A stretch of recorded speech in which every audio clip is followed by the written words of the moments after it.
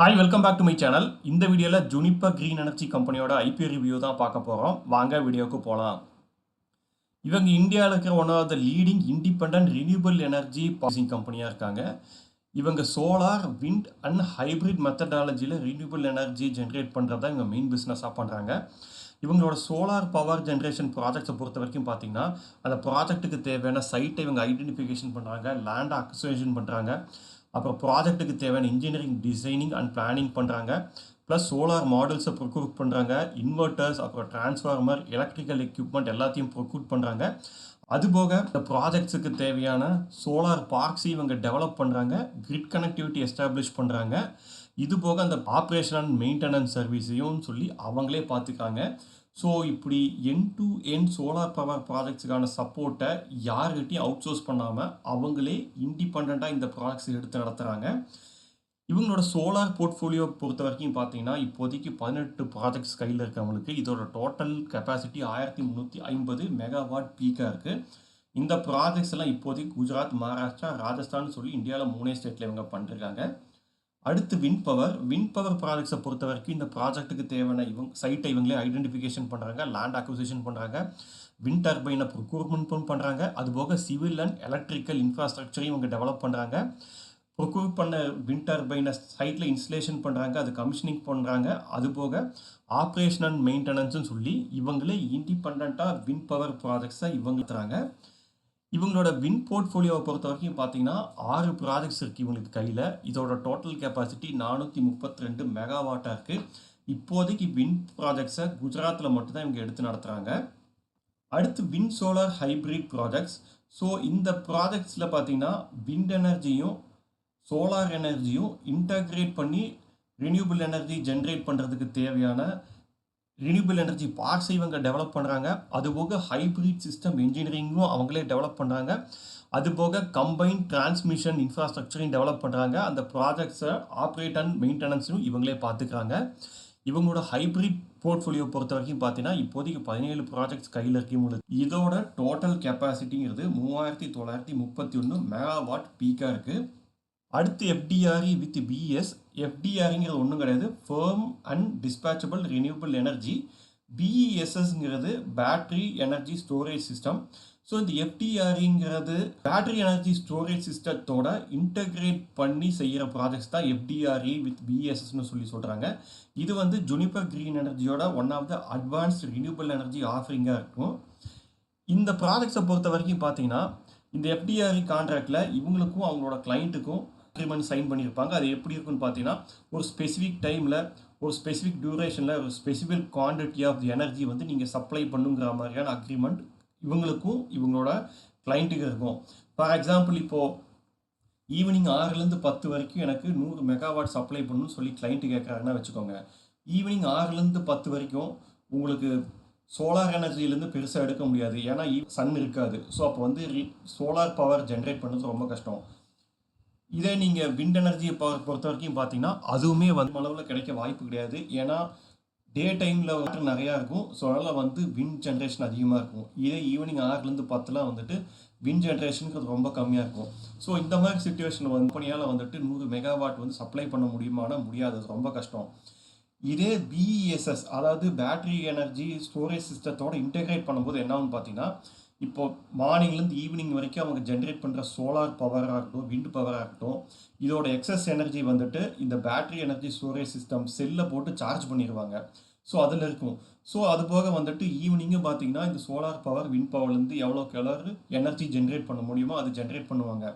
So எவ்வளோ வந்து டெஃபிசிட்டாக இருக்கோ அந்த எனர்ஜியை இந்த பேட்டரியிலேருந்து ரிலீஸ் பண்ணி அவங்க கிளைண்ட்டு கொடுத்துருவாங்க. ஸோ கிளைண்ட்டை பொறுத்த வரைக்கும் அவங்க சோலார் பவர் கிடைக்குதா, விண்ட் பவர் கிடைக்குதா, இல்லை அது பேட்டரியிலேருந்து ஸ்டோர் பண்ணி அதை அவங்களுக்கு கொடுக்குறாங்களாங்கிறதெல்லாம் அவங்க கவலைப்பட மாட்டாங்க. At end of the day contractual agreement படி அவங்களுக்கு எனர்ஜி வந்து ஏன்னா போதும்.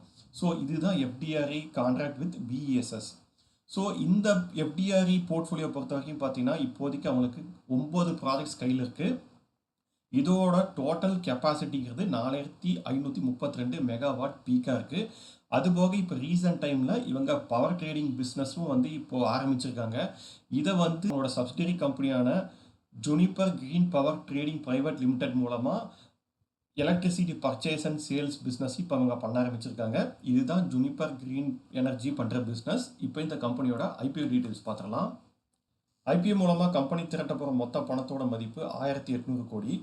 ஐபிஓ 30th ஜூலைலேருந்து ஆகஸ்ட் 3 வரைக்கும் ஓப்பனாக இருக்கும் அப்ளை பண்ணுறதுக்கு. இதுக்காக கம்பெனி செட் பண்ணியிருக்க ப்ரைஸ் பேண்ட் என்னென்னு பார்த்தீங்கன்னா, லோவர் ப்ரைஸ் பேண்ட்டாக 214 ரூபாயும், அப்பர் ப்ரைஸ் பேண்ட்டாக 225 ரூபாயும் செட் பண்ணியிருக்காங்க. ஒரு லாட்டுக்கு 66 ஷேர் வாங்குற மாதிரி இருக்கும். ஒரு லாட் ஷேர் அப்பர் ப்ரைஸ் பேண்டான 225 ரூபாய்க்கு வாங்குறதுக்கு செலவு எவ்வளோ ஆகுதுன்னு பார்த்தீங்கன்னா 14,850 ரூபாய் ஆகுது. Share allotment date 4th August, refund date 5th August, share listing date 6th August. இந்த இஷ்யூவில் டோட்டலாக 8 கோடி ஷேர் இஷ்யூ பண்ணுறாங்க. இது எல்லாமே ஃப்ரெஷ் இஷ்யூ தான். இதில் ஆஃபர் ஃபார் சேல் எதுவும் கிடையாது. போஸ்ட் ஐபிஓ லிஸ்டிங் இந்த ஷேரோட மார்க்கெட் கேபிட்டல் 12,800 கோடியாக இருக்க போகுது. இன்றைக்கி தேதிக்கு இந்த ஷேரோட கரண்ட் கிரே மார்க்கெட் ப்ரீமியம் 17 ரூபாயாக இருக்குது. அதாவது அப்பர் ப்ரைஸ் பேண்டில் பார்க்கும்போது ஒரு ஷேர் 242 ரூபாய்னு சொல்லி ட்ரேட் ஆகிட்டு இருக்கு கிரே மார்க்கெட்டில். அடுத்து இந்த கம்பெனியோட ஃபினான்ஷியல்ஸ் பார்த்தலாம். ரெவன்யூ ஃப்ரம் ஆப்ரேஷன்ஸ் 2024 424 கோடியாக இருந்திருக்கு. அடுத்த வருஷம் 569 கோடி இன்க்ரீஸ் ஆயிருக்கு. இது 2026 மார்ச்சில் 804 கோடியாக இன்க்ரீஸ் ஆயிருக்கு. ஸோ ரெவன்யூங்கிறது வந்து இன்க்ரீஸ் ஆயிருக்கு இயர் ஆன் இயர். இதை ப்ராஃபிட் ஆஃப்டர் த டேக்ஸ் பார்த்தீங்கன்னா ரொம்ப ஃப்ளாட்டாக இருக்குது. 2024 40 கோடி ஜென்ரேட் பண்ணியிருக்காங்க. 2025 36 கம்மியாக இருக்குது. இந்த ஆள் 2026 40 கோடின்னு இருக்குது. So profit after the tax பார்த்தீங்கன்னா பெருசாக குரோவால். ரிசர்வ்ஸ் அண்ட் சர்ப்ளஸ் பொறுத்த வரைக்கும் பார்த்தீங்கன்னா 2024 1500 கோடி உங்களுக்கு கேஷ் இன் ஹேண்டாக இருந்திருக்கு. இப்போது ஆல்மோஸ்ட் 3000 கோடி ரிசர்வ்ஸ் அண்ட் சர்ப்ளஸாக இருக்குது. இந்த ஃபினான்ஷியல்ஸ்லேயே ஒரு பிக்கஸ்ட் ட்ராபேக் எதுன்னு பார்த்தீங்கன்னா பாரோயிங்ஸ். 2024 கடன்கிறது 2671 கோடியாக இருந்திருக்கு. இப்போது ஆல்மோஸ்ட் 13,000 கோடிக்கு கடன் இருக்குது. ஸோ பாரோயிங்ஸ் பெரிய லெவலில் இன்க்ரீஸ் ஆகிட்டு இருக்கிறது வந்து ஒன் ஆஃப் த பிக்கெஸ்ட் வீக்னஸாக பார்க்குறேன் இந்த ஃபினான்ஷியல்ஸில். அடுத்த அப்ஜெக்டிவ் ஆஃப் த இஷ்யூன்னு பார்த்துக்கலாம். ஸோ ஐபிஓலேருந்து திரட்ட பணத்தை யூஸ் பண்ணி கம்பெனி வாங்கின கடனை பார்ஷியலாக அடைச்சிக்க யூஸ் பண்ணிக்க போகிறாங்க. அதுபோக இந்த கம்பெனியோட சப்சிடரிஸ்லேயும் கடன் வாங்கியிருக்காங்க. அதோட கடனையும் பார்ஷியலாக அடைக்கிறதுக்கு யூஸ் பண்ணிக்க போகிறாங்க. அதுபோக ஜென்ரல் கார்பரேட் பர்பஸ்க்கும் இந்த இஷ்யூலேருந்து வர பணத்தை அவங்க யூட்டிலைஸ் பண்ணிக்க போகிறாங்க. அடுத்து இந்த கம்பெனியில் இருக்க ப்ரோஸ் அண்ட் கான்ஸ் என்னன்னு பார்க்கலாம். இந்த கம்பெனியில் நான் பாசிட்டிவாக பார்க்குற விஷயங்கள் என்னென்னு பார்த்தீங்கன்னா, ரெனியூபிள் எனர்ஜி புஷ்காக கவர்மெண்ட் ஆஃப் இந்தியா தொடர்ந்து சப்போர்ட் பண்ணிட்டு தான் இருக்காங்க. வருஷம் பட்ஜெட்டில் பார்த்தீங்கன்னா பெரிய லெவலில் பட்ஜெட் அலோகேஷனும் பண்ணுறாங்க. பிஎல்ஐ ஸ்கீம் தொடர்ந்து அறிவிச்சுக்கிட்டு தான் இருக்காங்க. ஸோ இந்த செக்டரே வந்து பெனிஃபிட் அடையும் போது இந்த கம்பெனியும் பெனிஃபிட் அடையுங்கிறத ஒரு பாசிட்டிவான விஷயமா பார்க்குறேன். ப்ளஸ் இந்த கம்பெனியோட பிஸ்னஸ் பார்த்தீங்கன்னா ரொம்ப டைவர்சிஃபைட் பிஸ்னஸாக இருக்குது. வெறும் சோலார் இல்லை விண்ட்னு சொல்லி ஏதோ ஒரு எனர்ஜி மட்டும் டிபெண்ட் பண்ணி இல்லாமல் இவங்க solar energy, wind solar combine பண்ணி ஹைப்ரிட் மெத்தடாலஜில இவங்க பவர் ஜென்ரேட் பண்ணுறாங்க. அது போக பார்த்தீங்கன்னா renewable energy project with battery enabled storage சிஸ்டத்தோடையும் பார்த்து நிறைய ப்ராஜெக்ட் எக்ஸிக்யூட் பண்ணி ரெவன்யூ ஜென்ரேட் பண்ணாங்க. ஸோ பிஸ்னஸே டைவர்சிஃபைடாக இருக்குது, ஒரு பாசிட்டிவான விஷயமா பார்க்குறேன். ப்ளஸ் இவங்களோட பிஸ்னஸ் மாடலில் பொறுத்த வரைக்கும் பார்த்தீங்கன்னா இவங்க கிளைண்ட்ஸோட போட்டிருக்க மோஸ்ட் ஆஃப் த அக்ரிமெண்ட் பார்த்தீங்கன்னா 20 years 25 years டவுன் த லைனுக்கு போட்டிருக்க லாங் டேர்ம் பவர் பர்ச்சேசிங் அக்ரிமெண்ட்டாக இருக்குது. ஸோ இது நமக்கு எதை காட்டுதுன்னு பார்த்தீங்கன்னா இந்த கம்பெனிக்கு வந்து ஓவர் த பீரியட் ஆஃப் டைமுக்கு தொடர்ந்து ரெவன்யூ வந்துகிட்டே இருக்குங்கிறது தான் குறிக்குது. இதை ஒரு பாசிட்டிவான விஷயமா பார்க்குறேன். அடுத்து இந்த கம்பெனியில் நான் பார்க்குற கான்ஸான விஷயங்கள் என்னென்னு பார்த்தீங்கன்னா, இந்த கம்பெனியோட மோஸ்ட் ஆஃப் த ரெவன்யூ எந்த கம்பெனிஸ் கிட்ட இருந்து வருதுன்னு பார்த்தீங்கன்னா 2 என்டிட்டிஸ் கிட்ட தான் வருது. ஒன்று குஜராத் உஜ்ஜீவன் விகாஸ் நிகாம் லிமிடெட் மற்றும் Maharashtra state electricity distribution corporation limited. இந்த 2 என்டிட்டிஸ் கிட்ட இருந்தே பார்த்தீங்கன்னா கிட்டத்தட்ட மோஸ்ட் ஆஃப் த ரெவன்யூ இந்த கம்பெனி கிடைக்குது. ப்ளஸ் இந்த கம்பெனி பார்த்தீங்கன்னா முழுக்க கவர்மெண்ட் என்டிட்டிஸ் கிட்ட இருந்து கிடைக்கிற ப்ராஜெக்டை மட்டுமே நம்பி இருக்காங்க. ஸோ அவங்க கவர்மெண்ட் மேலே ரொம்ப டிபெண்டாக இருக்காங்க.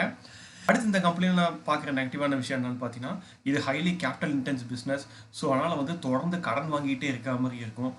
இதே இவங்களோட காம்படிட்டர்ஸ் பார்த்தீங்கன்னா Adani green power, NTPC green power ஆகட்டும், இந்த 2 கம்பெனியுமே பார்த்தீங்கன்னா இவங்களோட வந்துட்டு பெரிய லெவலில் பிஸ்னஸ் பண்ணுற கம்பெனி. ஒன்று அதானி குரூப் ஆஃப் கம்பெனிஸ், ஒரு கங்கால்மரேட்டோட கம்பெனி. ரெண்டாவது என்டிபிசி கவர்மெண்ட் ஆஃப் இந்தியாவோட கம்பெனி. ஸோ இந்த 2 கம்பெனியுமே பெரிய அளவில் பேக்கிங் இருக்குது. பட் இது ஒரு சின்ன லெவலில் பிஸ்னஸ் பண்ணுற கம்பெனி. இவங்களுக்கு டெப்ட்டுங்கிறது ஜாஸ்தியாக இருக்குது. ஸோ இந்த டெப்ட்டுங்கிறது நாளுக்கு நாள் அதிகரிச்சதுன்னா வச்சுக்கோங்களேன், அந்த 2 கம்பெனி எப்படி சமாளிக்கிறாங்களோ இந்த கம்பெனி அவங்கள மாதிரி சமாளிக்க முடியுமாங்கிறது எனக்கு ரொம்ப டவுட்ஃபுல்லாக இருக்குது. ஸோ இவங்க டெப்ட்டுங்கிறது குறைக்காத வரைக்கும் இந்த பிஸ்னஸ் ரொம்ப ரிஸ்கியாக இருக்குங்கிறது என்னோட ஒப்பீனியன். இது ஒரு நெகட்டிவான விஷயமா பார்க்குறேன். ப்ளஸ் இந்த ஐபிஓவில் நான் பார்க்குற இன்னொரு விஷயம் என்னென்னு பார்த்தீங்கன்னா கிரே மார்க்கெட் ப்ரீமியம் பெருசாக இல்லை. ஸோ லிஸ்டிங் இன்னும் பெருசாக கிடைக்க போகிறது கிடையாது. அது மட்டும் கிடையாது, இந்த கம்பெனியோட pre IPO price to earning P ratio எவ்வளோன்னு பார்த்தீங்கன்னா ஆல்மோஸ்ட் 300 பக்கம் இருக்குது. போஸ்ட் ஐபிஓ லிஸ்டிங் 300 அபோவ் போகிறதுக்கு வாய்ப்பு இருக்குது. இதை எதை காட்டுதுன்னு பார்த்தீங்கன்னா, இந்த ஐபிஓக்கு கம்பெனி ஃபிக்ஸ் பண்ணியிருக்கிற ப்ரைஸிங் வந்து ஓவர் ப்ரைஸிங்கிறதா குறிக்குது.